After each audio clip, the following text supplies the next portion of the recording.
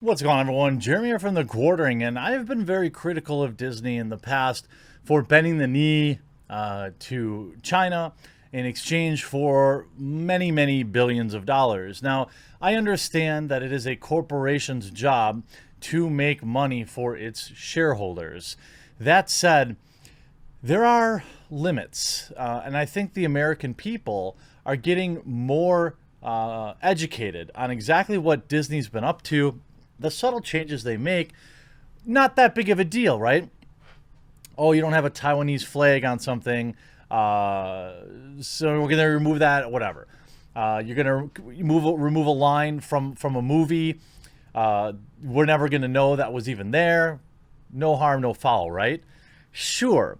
That said, I think there's also no harm, no foul in people leaving a like on this video, people sharing this video, people subscribing to this channel, as I will continue to point it out. And then people can decide, no harm, no foul, where to spend their money, how to spend their money, whether or not they want to go to Disneyland and give money to a company that would sell out American or Western, freedom of speech, would sell out creative, the creative process in exchange for China bucks. People can just decide, right? And to kind of top it all off, we're getting the boomers. The boomers are understanding now. Attorney General Bill Barr blasts Disney, Marvel Studios, and Hollywood, warns about close relationship with China. Last week, Attorney General Bill Barr slammed Disney, Marvel, and other Hollywood production companies and actors for their cozy relationship with the People's Republic of China. Barr's speech made at Gerald R. Ford Presidential Museum specifically addressed what Barr described as, quote, the most important issue for our nation and the world in the 21st century. That is the United States' response to the global ambitions of the Chinese Communist Party. Now, I covered on this channel on Saturday a very disturbing thing happening in China, going on with the local Muslim population, getting loaded onto trains, having their heads shaved, being forced to make masks to sell to America. These things are an inconvenient truth for many. And I talked in that video before too. Yeah, I understand. I talked in that video about incremental changes. We need to make incremental changes in our lives. When reasonable, choose to buy local. When reasonable, just if you're looking at 2 packages of paper plates, just flip them over and decide, okay, where's this one made? Where's this one made? That's where I'm going to make my buying decision. Sure, there are some things that are unavoidable. There are large purchases that simply make sense, that you can't afford to be ideological about certain purchases, and that's okay. If everyone makes 1 or 2 decisions out of 10 or even 20, that will have an impact, a significant one indeed. Goes on to say, he elaborated, the CCP rules with an iron fist over one of the great ancient civilizations of the world. It seeks to leverage the immense power, productivity, and ingenuity of the Chinese people to overthrow rules-based international system and to make the world safe for dictatorship. In the beginning of his speech, Barr warns that China's ambitions and goals. He described China's practices as an economic blitzkrieg. He elaborated, the People's Republic of China is now engaged in the economic blitzkrieg, an aggressive, orchestrated, whole of government, indeed whole of society campaign to seize the commanding heights of the global economy and surpass the United States as the world's preeminent power. He specifically notes, the ultimate ambition of China's rulers isn't to trade with the United States, it's to raid the United States. Around halfway through the speech, he took aim at Hollywood production studios. He first called them out for capitulation to the Hollywood censors. He stated, take Hollywood. Hollywood actors, producers, and directors pride themselves on celebrating freedom and the human spirit. And every year at the Academy Awards, Americans are lectured about how this country falls short of Hollywood's ideals of social justice. He continued, but Hollywood now regularly censors its own movies to appease the Chinese Communist Party, the world's most powerful violator of human rights. What an excellent, succinct way to put it. It's very true. When these multimillionaires talk to me, when Leonardo DiCaprio wants me to listen to him about global warming, maybe don't fly a personal jet to do it. Maybe don't take all that money from China, which pours more pollution into the planet than every other nation combined. These Hollywood actors don't care about anything but money and their actions. Don't judge a man or woman by their words. Look at their actions. This censorship infects not only versions of movies that are released in China, but also many that are shown in American theaters to American audiences, he added. To make this point clear, Barr cited World War Z. For example, the hit movie World War Z depicts a zombie apocalypse caused by a virus. The original version of the film reportedly contained a scene with characters speculating where the virus may have come from. In the novel, Patient Zero is from China. Or actually, Chongqing? I don't know. It sounds Chinese. Maybe it isn't. He added, but the studio, Paramount Pictures, reportedly told producers to delete the reference to China in hope of landing a Chinese distribution deal. The deal never materialized, and they did it anyway. He then pointed to Marvel Studios and Doctor Strange. Barr explained, in Marvel Studios' blockbuster Doctor Strange, filmmakers changed the nationality of a major character known as the Ancient One, a Tibetan monk in the comic books from Tibetan to Celtic.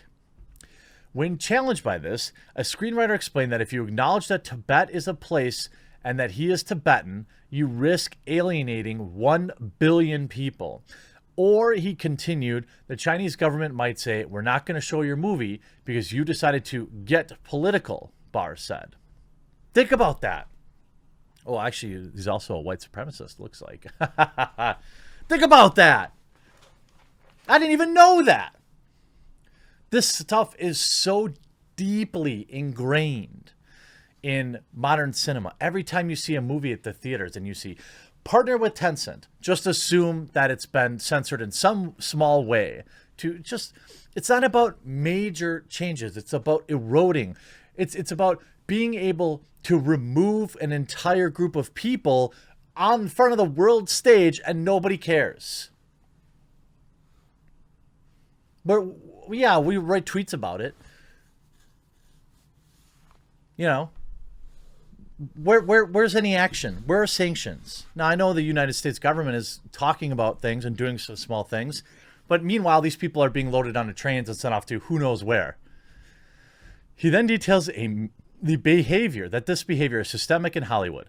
These are just two examples of many Hollywood films that have been altered one way or another to conform to CCP propaganda. Well, we know that Top Gun 2 was. He continued, National Security Advisor O'Brien offered even more examples in his remarks, but many more scripts likely never see the light of day because writers and producers know to not even test the limits. Chinese government censors don't need to say a word because Hollywood is doing their work for them. This is a massive propaganda coup for the Chinese Communist Party. He stated, it is. I don't mean to get tinfoil, but it is.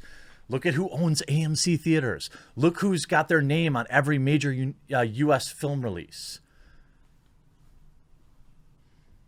Yeah, they're good investments, but also look where the investments are. They're controlling the media. The Attorney General also took the time to lay out the motivation behind Hollywood's quick desire to bow before the CCP. The story of the film industry's submission to the CCP is a familiar one. In the past 2 decades, China has emerged as the world's largest box office. The CCP has a long, tightly controlled access to that lucrative market, both through quotas and on American films, imposed in violation of China's WTO obligations, and strict censorship regime. He added, increasingly, Hollywood also relies on Chinese money for financing. In 2018, films with Chinese investors accounted for 20% of the United States box office sales, compared to only 3% 5 years earlier. Think about that. It didn't increase by 17%. It increased by 17 percentage points, which means that the level of growth was massive. I mean, it's also possible that U.S. films completely stopped being made, but we know that not to be true. He then detailed that China's aim, like any other business, is to co-opt Hollywood. By the way, this article is on bounding into comics. Excellent place to get all these topics too. But in the long run, as with other American industries, the PRC may be less interested in cooperating with Hollywood than co-opting Hollywood, and eventually replacing it with its own homegrown productions. The nation's top prosecutor laid out how he believes the CCP would accomplish this feat. To accomplish this, they have been following the usual modus operandi. By imposing a quota on American films, the CCP pressures Hollywood studios to form joint ventures with Chinese companies, who then gain access to U.S. technology and know-how. He added, as one Chinese film executive recently put it, everything we learned from Hollywood. Notably, in 2019, 8 of the top 10 grossing films in China were produced in China. Barr wasn't done with his criticisms of Hollywood just yet. He set aim at the biggest fish in the pond, Disney, and gave a quick historical recap of the once iconic American film company. Reading this out loud makes me just not want to see another movie in the theater ever again. You know, there are other ways to see movies that don't see my money go to awful people and to what appears to be a terrible government. He explained during WW2, for example, the iconic American company Disney made dozens of public information films for the government, including training videos to educate American sailors on navigation tactics. During that time, over 90% of Disney employees were devoted to the production of training and public information films to boost the morale of American troops. Disney also designed insignia that appeared on planes, trucks, flight jackets, and other military equipment used by Americans and Allied forces. Barr would then evoke the founder of Disney himself, Walt Disney. I suspect Walt Disney would be disheartened to see how the company he founded deals with the foreign dictatorships of our day. He then cited Disney's current behavior greatly contrasts the previous one. He noted back in '97, Disney stood up to China before quickly capitulating to them. When Disney produced Kundun, the 1997 film about the PRC's oppression of the Dalai Lama, the CCP objected to the project and pressured Disney to abandon it. Ultimately, Disney decided it couldn't let a foreign power dictate whether or not it would distribute a movie in the United States. He continued, but that moment of courage wouldn't last long. After the CCP banned all Disney films in China, the company lobbied hard to regain access. The CEO apologized for Kundun, calling it a stupid mistake. Disney began courting the PRC to open a $5.5 billion theme park in Shanghai. As a part of that deal, Disney agreed to give the Chinese government officials a role in management. This is how it happens. This is how the takeover happens, right? Now Disney is considering selling off Hong Kong and Shanghai Disneyland theme parks. Good. I could tell you, for one, I would be significantly more inclined to pay to see Disney films if they were to take a stand against this. I'm not saying don't distribute your films in China. I'm just saying don't bend the knee to guzzle that CCP batter, we'll call it. Hope you enjoyed this video. We'll talk to you again real soon.